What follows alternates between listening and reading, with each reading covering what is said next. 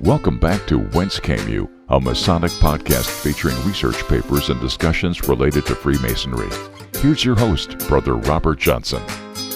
This is episode 344. Welcome back to the program. So happy to be back. I have been traveling all over the place, which all started with Ohio a few weeks back, and then it was off to Missouri, and then it was off to Attleboro, Massachusetts, and then toss in some New York, and finally Washington, D.C., and of course, next week is Kentucky. And then I think we are on the down low for a few weeks, and then we're going to be in Pennsylvania, and then I think I'm okay all the way until summertime. So it's been a crazy, wild ride this year with presentations and traveling around, and I just wanted to thank everybody who's been coming out to those, the extremely amazing hosts of the lodges that I've been going to. Manassas chapter, Brother Joe Martinez has been just the best host ever. I got to see John Ruark and Jason Richards while I was out in DC, so that was fantastic, as well as our good friend Frater O, and a wonderful time. I got to have a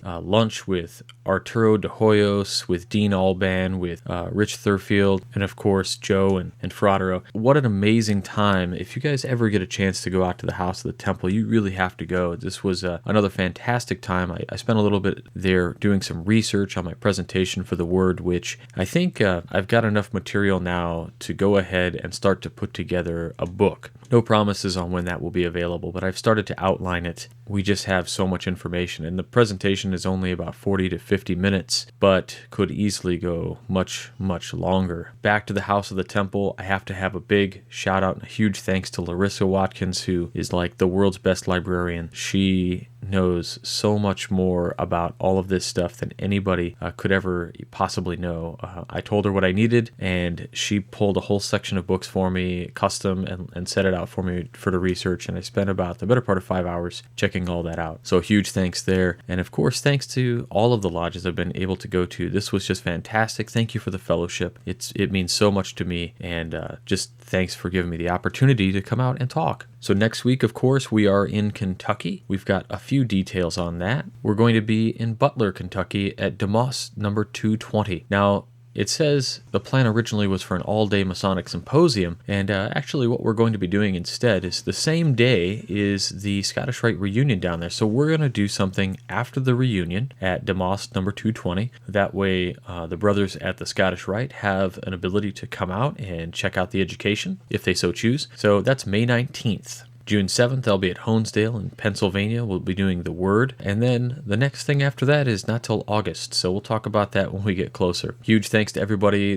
buying the book. It's business time. I really want to say thank you for that. We sold out of the copies I had that were autographed. I've ordered some more, so we're going to have those up on our website as well for sale. So whether you go to Amazon.com and you pick it up there in print or in Kindle, or you can pick it up on iBooks now as well, and the price point is the same across all of them. But also, I've got some copies that I order that I'll go ahead and personalize, and you can pick them up right from the Whence website, and they're the same price. Unless, of course, you have Amazon Prime, then you don't have to pay for shipping, in which case the print book is $15. But if you buy it from Whence I don't have Amazon's distribution service, so the book is $3.50 to ship. This week, I have a really great interview with George R. Adams, past Grand Master and 33rd degree from Washington, D.C.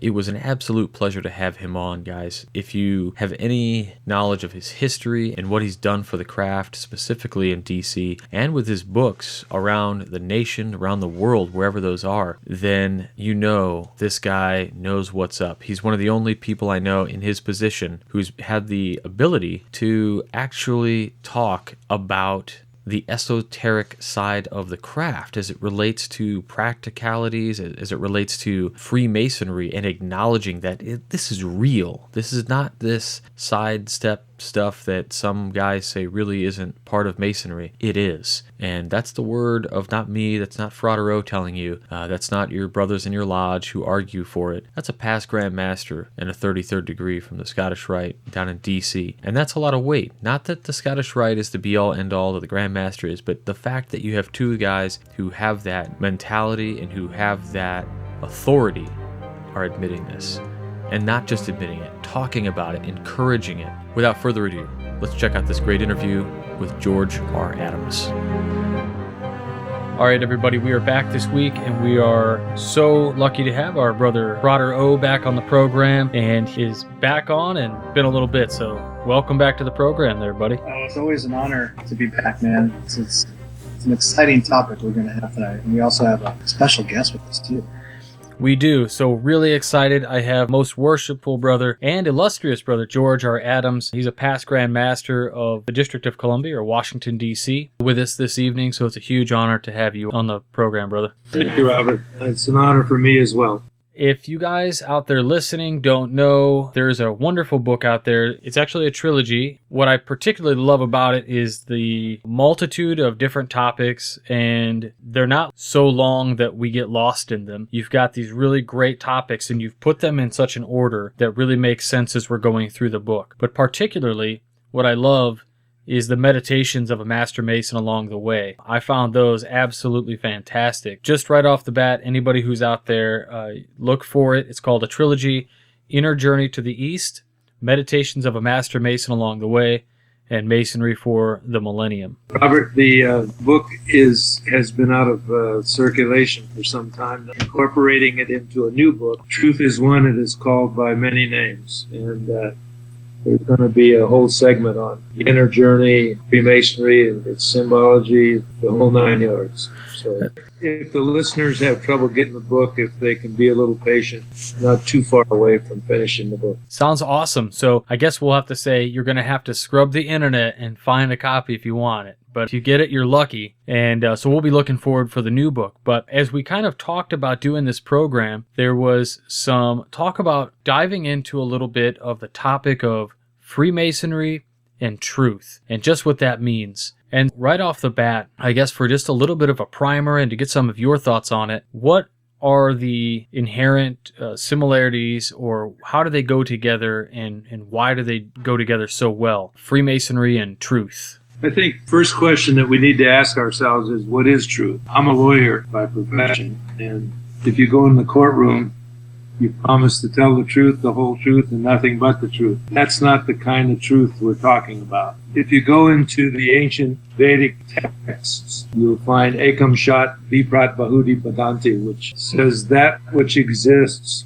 is one, men call it by various names. Truth is the reality of the universe, of you, of me. And from my vantage point, and by the way, I'm not trying to convert anybody to my view. My truth is my truth, and your truth is your truth. And when I talk about truth, I hope that whatever I say may create a brain convolution. Those are those little grooves in your brain, and you'll have maybe a little different perspective of what it means, what truth means. In Freemasonry, I look at Freemasonry, the ritual, as a metaphor, as a symbolic journey of the individual. It's a journey, what the ancients would call, from the unreal to the real, from darkness to light, from death to immortality. And the Masonic journey, from my vantage point, begins with the Holy Saint John at Jerusalem. Jerusalem is the heart. If you look at all of the texts of mankind, you'll see that there was a spiritual awakening at one point in the life of the individual. For example, Jesus of Christ consciousness, he had his spiritual awakening in the temple, and he said, "Wist ye not that I must be about my Father's business?" George, can I interrupt you there? I believe I read a little bit about this in this book that you've published, and this is when Jesus is in the temple and he's talking to the other priests, correct? Correct. He was talking with the elders, and he was somewhat disturbed that his parents would rebuke him. And he in turn said, "Don't bother me, I have a life purpose to fulfill." If you look at the life of Buddha, he was awakened with the death, old disease, and old age. That caused, he had never seen it. His father had kept him from in the palace and shielded him from any type of misery. And once he saw that misery, he said, "I've got to figure out what this is all about." And that set him out on his path. Mahatma Gandhi was thrown off the train, not the tree. He spent the night in the railroad station, and his decision was, do I go home or do I stay here and lead the people of India. The way I see it is that the ritual of Freemasonry is the story of our journey to truth. And the truth is symbolically represented by light. If you are a Vedic ancestor, light is Brahma, Jyoti, Shmiti, God is light. If you're a Christian, if thine eye be single, thy whole body shall be full of light. That's what Jesus of Christ consciousness said. The word that was lost, that's the journey, that's the realization of our ultimate goal in Freemasonry. Find the word, to become one with the word. Jesus said, I and my Father are one. What he did ultimately was he came to the realization that he was one with the universe. If you look at the language of Freemasonry, the language of Freemasonry is symbols. What is a symbol? A symbol is that which contains a truth. Our job as Freemasons, from my point of view, is to discover that truth within the symbol. The lodge, to me, is a place that I love dearly, but it is more than a place. It is within ourselves. We are the lodge, symbolically speaking. I believe that the authority for Freemasonry, we don't have a pope in Freemasonry. The authority for Freemasonry is the individual. When we kneel at that altar, we are outpicturing our inner self. Freemasonry lays that self out. For example, the Tyler's sword. That's a symbol. What do you think the Tyler's sword represents? For me, it represents discrimination. We keep Cowans and eavesdroppers. What are they? The Cowans and eavesdroppers are the negative thoughts, the negative aspects of the world outside our lodge, outside our consciousness. And within that lodge, we grow. So the Mason is awakened at the Holy Saint, at the lodge of the Holy Saints John at Jerusalem, the Heart. He then is prepared. We don't know where really Masonry came from.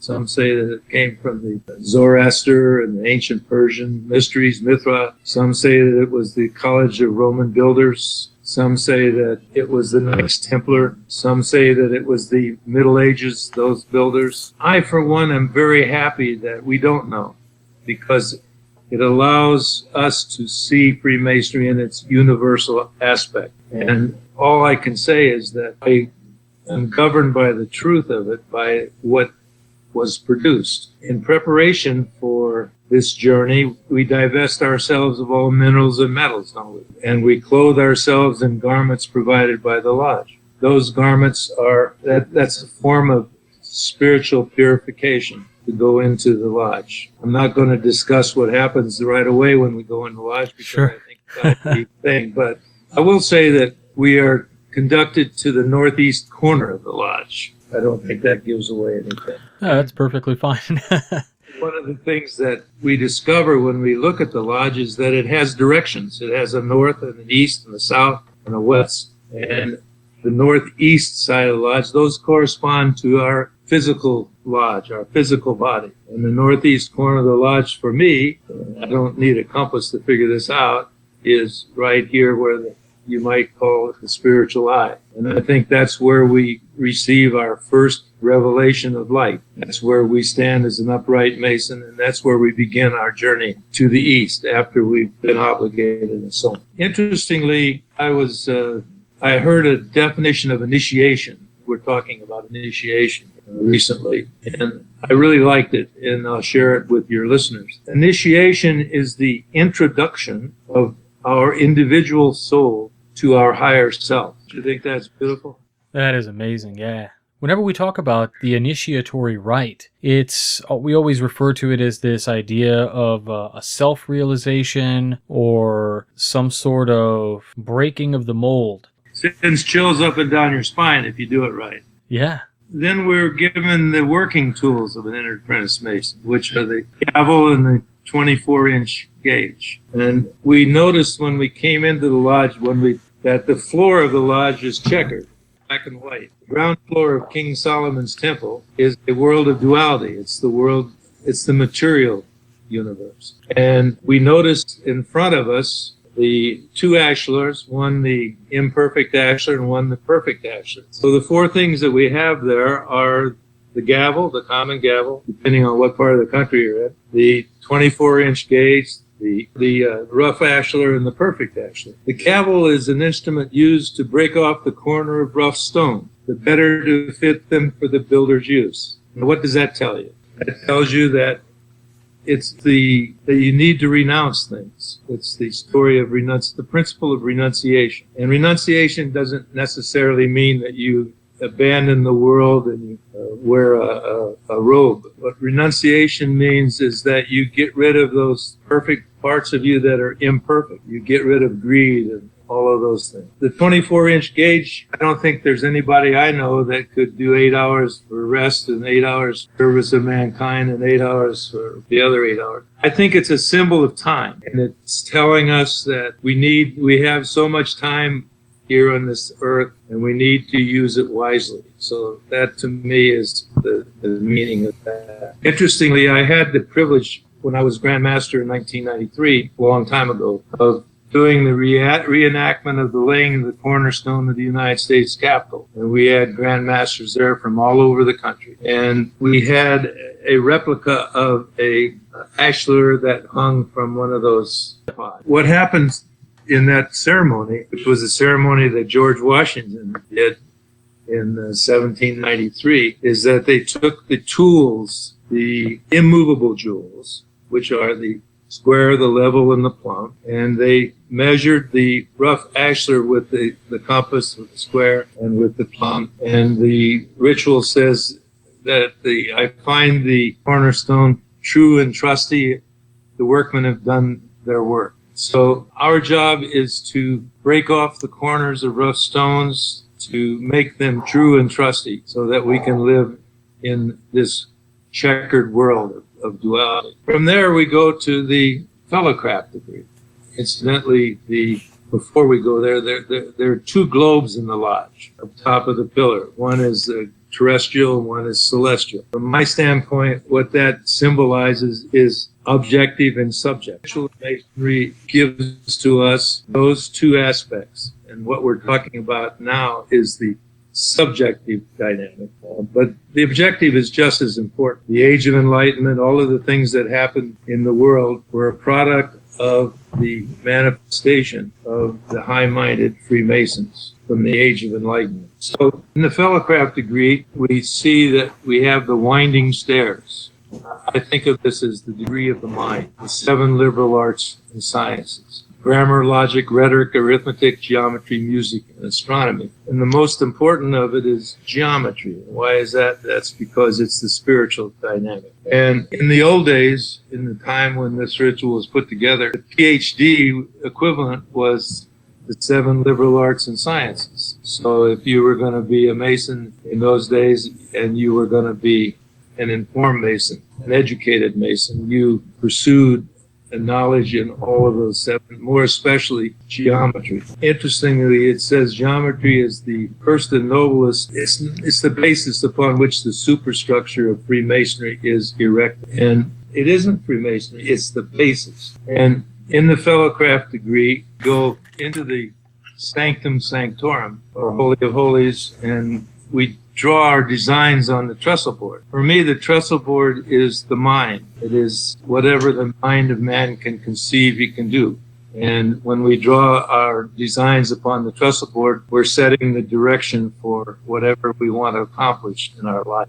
This is a fascinating concept. I mean, the idea that is plainly stated, and I think just about any Mason can understand the fact that when we're talking about the temple, we're utilizing this allegory to illustrate either the body or the mind. But yet, I mean, even in our normal ritual, we say something along the lines of thereby fitting our minds as living stones, right? So just by that simple verbiage, we should understand what we're talking about. But the concepts that you're talking about right now, and what I understand and what many other guys understand, I don't want to pull too hard away from the topic, but why do you think it is that so many Masons today don't understand this concept of what we're doing, essentially, and what we're symbolizing? It's a great question. I have thought about that quite often. My mentor, who was an enlightened master from the East and a 33rd degree Mason, by the way, he used to say that it was a very small percentage of humanity that understood or realized the higher truths of life, we'll call them. I think that man is evolving. I characterize it as caveman consciousness, to enlightenment. Okay.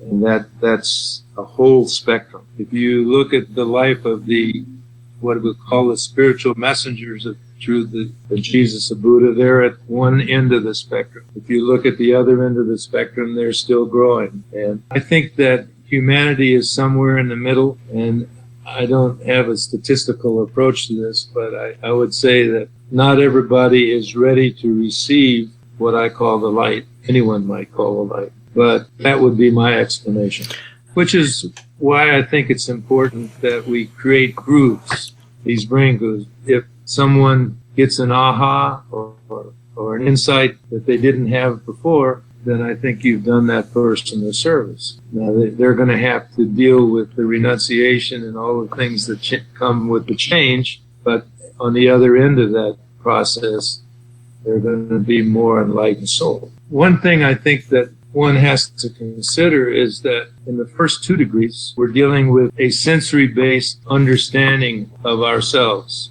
In other words, it's the mind. The mind is our greatest sense power. It can't go beyond itself, though. When we say the word is lost, to me, that means that we've lost track of who we truly are. In the higher degrees of Scottish Rite Masonry, and I'm not going to say it, but that word is given. Word contains within it the whole essence of who we truly are, which leads us to the 3rd degree, which is the legend of Hiram. The legend of Hiram is a very interesting story, but it's not a unique story.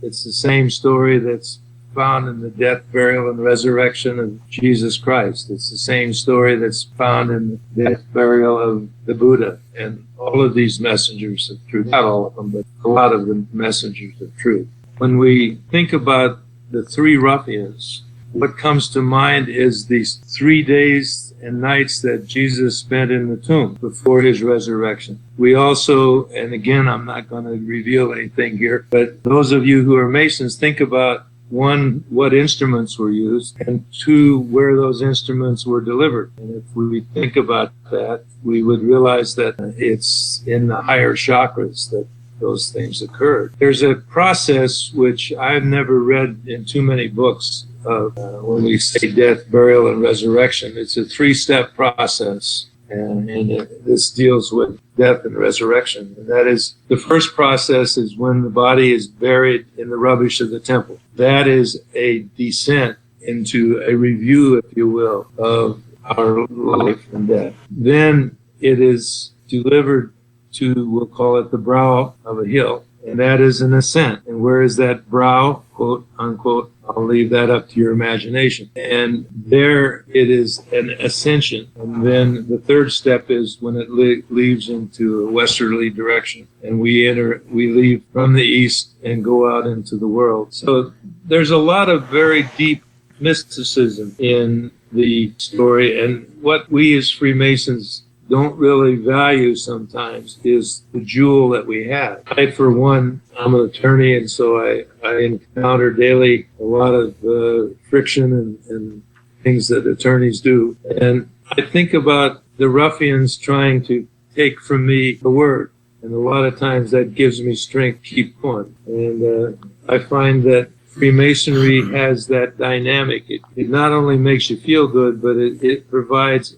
an opportunity or a structure for one to live his life. And so that's my take on Freemasonry. There's a lot of other things that I could talk about. But let me pull this thread a little bit. And we talked about just briefly here how unlikely it is, or how unlikely it seems, that so many people would understand kind of this underlying light, if you will. The idea, you said that some people just aren't ready for it, and I totally subscribe to that idea. But I have to say that there's just, in my opinion, and it's just an opinion, and I've been in this fraternity for only 10 years, and I don't know everybody and everything. But it seems to me that very few men who have come to quote-unquote power within our fraternity, someone as yourself who's been a Grand Master and is a 33rd, understand or will freely talk about some of these topics. What got you over that hump and to say, you know what, I'm going to go ahead and I'm going to put this together because, gosh darn it, there are guys out there that need to hear this and are craving this information? Well, for one thing, I come from a jurisdiction which encourages free thought.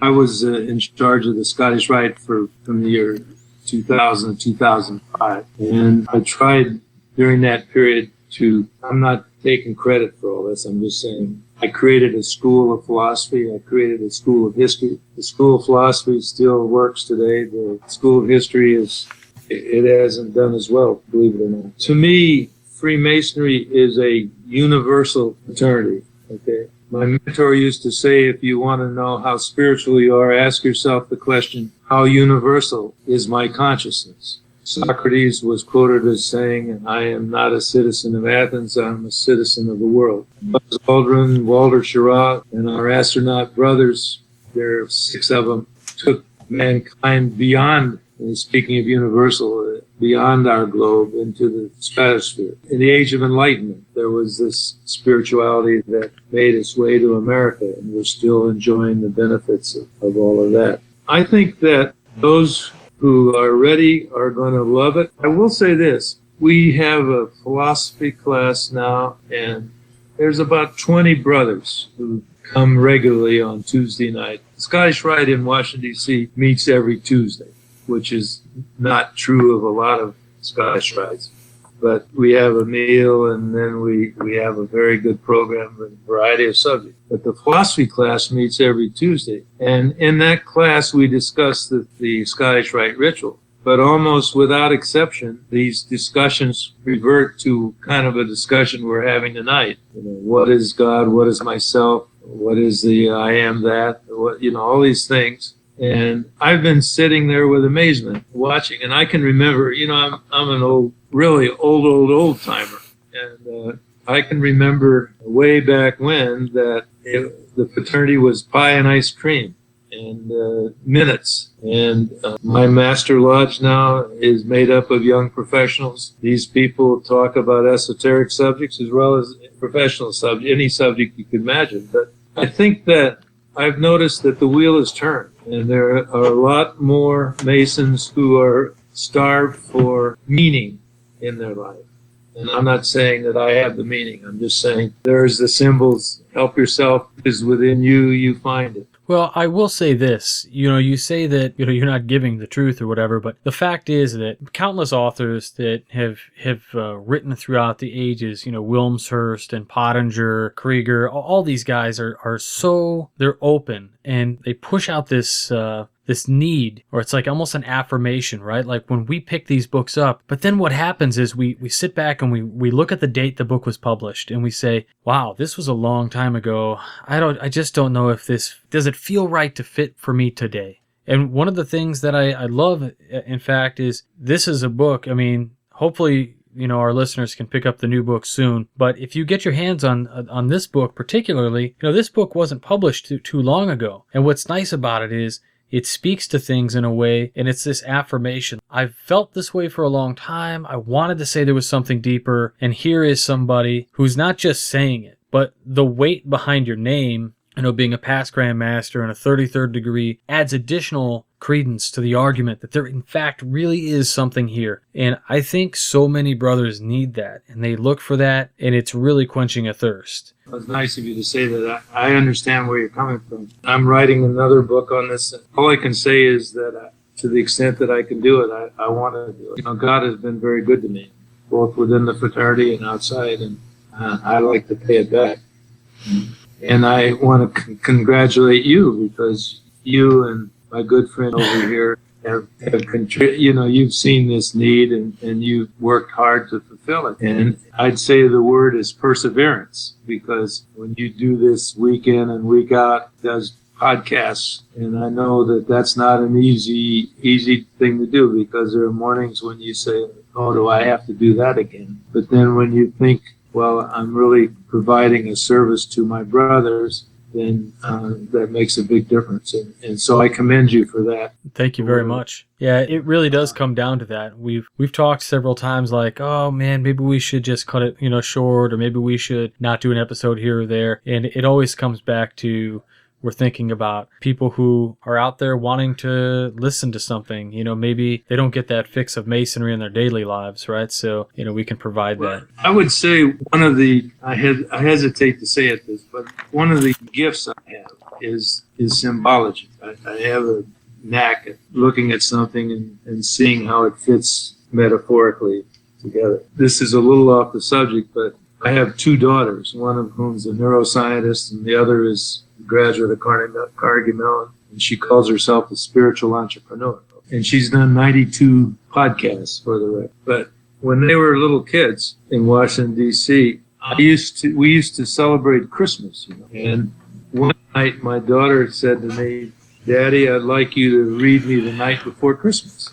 And I'm sitting there reading The Night Before Christmas, and all of a sudden it dawned on me what that story is all about. And the fireplace is the Sushumna. The stockings were hung, those are the chakras. The laying the finger aside and knows where's it's pointing. It's pointing up the chimney he rose. The lawn, the window, where's that window that he threw up? And so I sat down and wrote a book about it. But the point is that in life, in so many of these stories, there is this same common denominator, the same truth. It's just written in a different way. Freemasonry, as far as I'm concerned, is one of the most powerful metaphors one can find. It comes to us from the ancients. And, it's not perfect, but it seeks perfection. And one who interprets the ritual is the one who makes it perfect. Not the ritual itself is kind of neutral, and it's what you bring to the ritual that counts.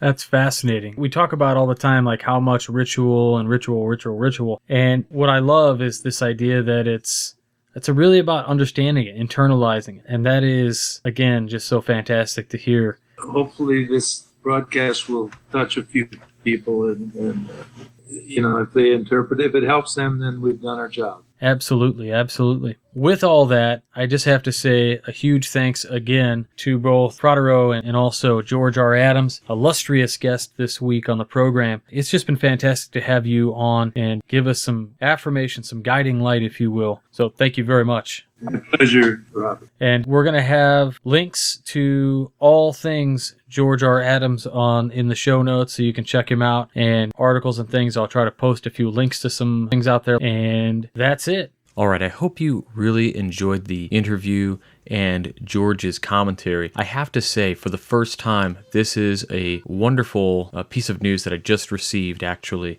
Brother George R. Adams, Esquire, he, again, past Grand Master, 33rd, he finished his book that we just were talking about in the interview, and it's going to be available very soon, and he actually reached out to talk to Frater O and I via email and say that he really thanked us for talking with him, and it aided him and gave him a little bit of motivation, and he said he had to finish the book sooner. So, Brother George, thank you so much for all you're doing and for what you've done. It is absolutely incredible. And so just as soon as that is available, we're going to have links all over the website for it, and we'll be sharing all that on our social media platforms, so Facebook, Twitter, Tumblr, Google+, everywhere you already are. You don't have to sign up for anything new to hear about it. So again, huge thanks goes out to Frater O for getting us the interview, and to George for taking some time to sit down with a couple of Masonic newbies, as it were.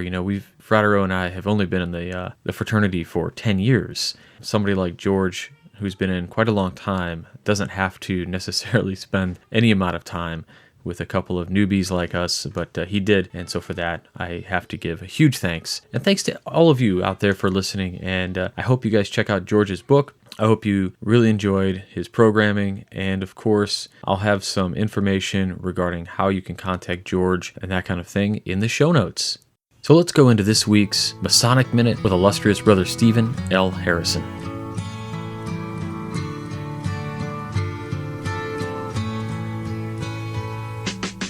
Jackson County, Missouri, is named for Andrew Jackson, who served as the 7th President of the United States from 1829 to 1837.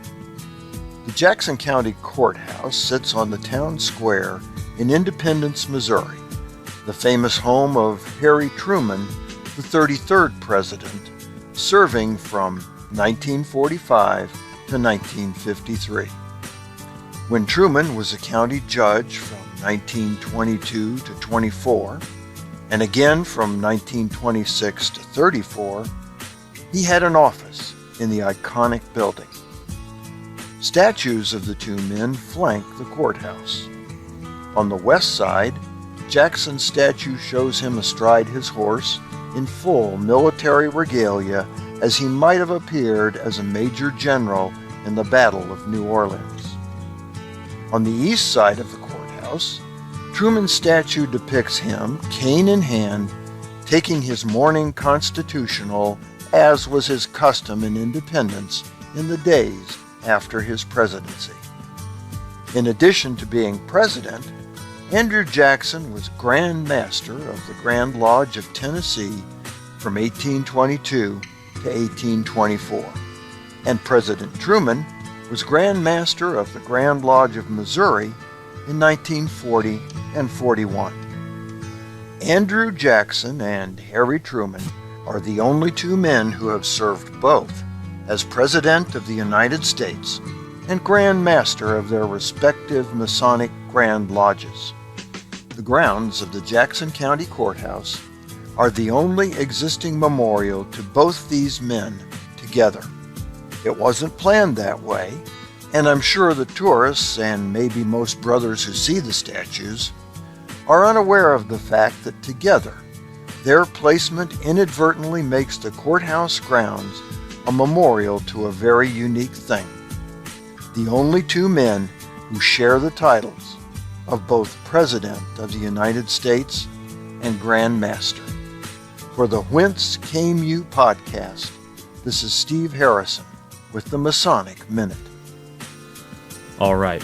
How amazing was that? Illustrious Brother Harrison always brings the A game, always super intriguing. Huge thanks goes out to Brother Harrison. If you like Steve's work, please head on over to wcypodcast.com, hover over From Us to You, and click on the bookshop. In the bookshop, this is just a standalone website where we've put up the pictures and some descriptions of the books that have been written by people on our program. And what's fantastic is it's a good catch-all for these great books. Now, on the website, we have 4 books that were done by Stephen L. Harrison. Of course, Freemasonry Crosses the Mississippi, Tales from the Craft, Freemasons at Oak Island, and the Masonic Memoranda of Frederick L. Billen. So all of these books are by Harrison. If you like his style, you'll hear his voice as you read these books. It is fantastic, and endless thanks out to our brother for all he's done for us and for the fraternity and for his support. This week, I just want to mention again, big thanks to everybody out there who supports our program. How do you support this program? Why do you need support? So Whence Came You started. I did it out of my own pocket for 2 years, and it costs a lot of money to put this together. And I decided that in order to expand, in order to continually do this every single week and to offer all of the things that we try to offer, not just a show, right? The feeds and the lectures and all of this has to go into it, but also we've offered some other things, like we put together a digital lodge listing that's Excel based so that anybody can access the list of regularity via their phone, and you don't need anything else. So, I mean, there are apps out there like Amity, which is great, and a few others, but nobody really put together anything that's just a list. Click a link, look at it. Is it there? Yes or no? So we put that together. Also, we have our remastered Manly P. Hall lectures. There are a series of many lectures that you can pick up. We actually took them from the archives that were there, and I cleaned them up. So like 95% of the white noise in the background is not there anymore. You can actually hear Manly P. Hall talking like never before. Actual clarity. Those are just some of the things that we've done in order to give back. You know, we had an app for a long time that was used to support the program. Well, we actually turned the app and said, nope, now that we have actual funding for the show and people are assisting us with support, we don't have to have a standalone app anymore. And so we went ahead and we made the app free. So if you don't have the app, you can of course get that if you download the podcast source application. So you can get that. Go to Whence Came You, so the wcypodcast.com, and hover over About. Scroll down to Where to Listen, and right at the top are links to the apps, the respective stores for either the app for the iPhone or for Android. And once you download that app, you can go in and you'll search for Whence Came You, and then you add it to your shows. And then once you're there,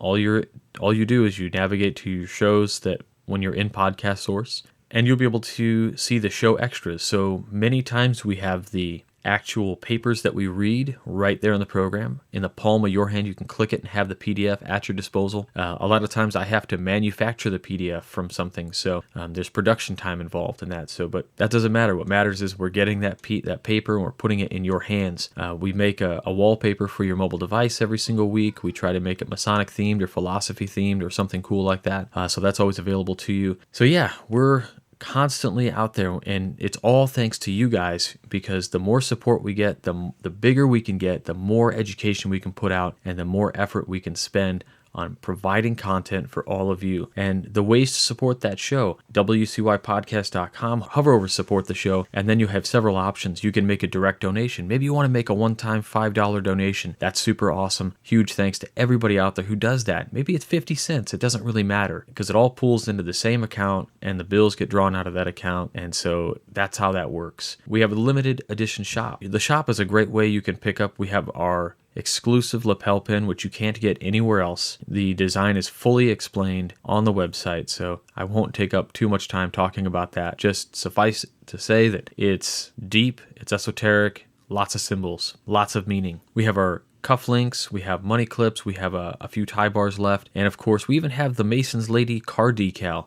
something that I had a friend of ours make for me, and I bought those, made a small investment in those, and then we're just reselling those on the show to basically raise more money for the show. And of course you can also pick up It's Business Time, which is adapting a corporate path for Freemasonry, and that is the autographed copy on our website. Now, currently, I am out. We sold out almost immediately when we announced we had a few copies left from Masonicon a few weeks ago. Some other ways, though, of course, we have the Great Books program, which registration closes, I think, on Monday. So if you're listening to this on Monday morning and you're interested in getting on that program, right now is when you have to do that.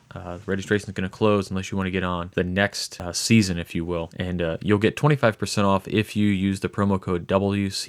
You'll get 25% off for the next 3 months, I think it is. So that's really cool. And so, by the way, I also need to mention that the Great Books program is run by a brother. He was on our episode last week. So if you would like to check that out, I would really encourage it. It's really important philosophy. It's good for the mind. It's good for you. It expands our understanding of things. To learn more about that, listen to episode 343, and that's all I'll say about that. Banker's Best, we have a wonderful relationship with Levi Banker from St. Louis, Missouri, who has his awesome beard oil and beard balms, all kinds of great care products. You can get those if you click through our links on wcypodcast.com, or if you just go to his website, buybankersbest.com. Now remember, use the promo code BBWCY357. That's like Banker's Best, BBWCY357, and you're going to get a percentage off there. And there's a lot of imitators out there, but there's really only this particular brand, Banker's Best, that I know he puts so much into it. Handmade stuff, only the best stuff. I've talked to Levi about this over a round table at the Valley of St. Louis during degrees. You know, degrees are getting set up and we're sitting there having a Coke, eating a Snickers bar to keep up the energy and stay awake, right? On an early morning. And we talk about quality and why it matters. Levi is all about quality. So check out buybankersbest.com. It's a business by a brother, for brothers, and for anybody. The products there aren't all exclusively Masonic themed. He's just got some really great products that I would really encourage everybody to check out. Of course, the King Solomon's Reserve is the Masonic themed piece, and if you buy that, actually 50% of the profits from that go right back into this program. So he's got a great thing. He funds us, and my endless thanks goes out to Brother Levi. Even the artwork on the bottle is done by a brother who I was able to meet. So check that out. I know I'm monopolizing your time today since we had a long interview, but just again, huge thanks to everybody out there who is supporting this show. Our coupon code works over at Onnit, 10% off. Click through the links, guys. Thank you so much. We're going to be back again next week with some more amazing content. We're going to have a few great articles. And until then, I hope you guys all have a wonderful week. Stay on the level. For Whence Came You, I'm Robert Johnson.